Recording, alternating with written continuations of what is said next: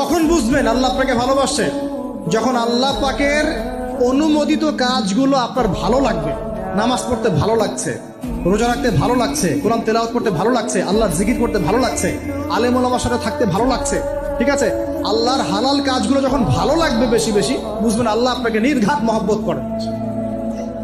আর যখন আল্লাহ পাকের নিষেধগুলো, হারাম, মদ আমার ভালো লাগে না, জেনা ভালো লাগে না, আমার খারাপ জিনিস দেখতে ভালো লাগে না, খারাপ শুনতে ভালো লাগে না, বুঝবেন আল্লাহ আপনাকে ভালোবাসে। আর যখন দেখবেন খারাপের পিছনে আপনার ঝোঁক বেশি, দুর্নীতি করতে ভালো লাগে, সুদ খাইতে ভালো লাগে, ঘুষ খাইতে ভালো লাগে, কাউকে ঠকাইলে মনে হয় আমি স্মার্ট হয়ে গেল, হ্যাঁ, মানুষের টাকা আত্মসাৎ করতে ভালো লাগে, নামাজ না পড়ে ঘুম দিতে ভালো লাগে, ঠিক আছে, রমজান মাসে বিড়ি টানতে ভালো লাগে, ঠিক আছে, মেয়ের সাথে যে টাঙ্কি মারতে ভালো লাগে, তখন বুঝবেন যে আল্লাহ আপনাকে এখনো ভালোবাসেন, বা আপনি আল্লাহর ভালোবাসা পাওয়ার যোগ্যতা হারিয়ে ফেলেছেন। আল্লাহ পাক আমাদেরকে বোঝার তৌফিক দান করুন।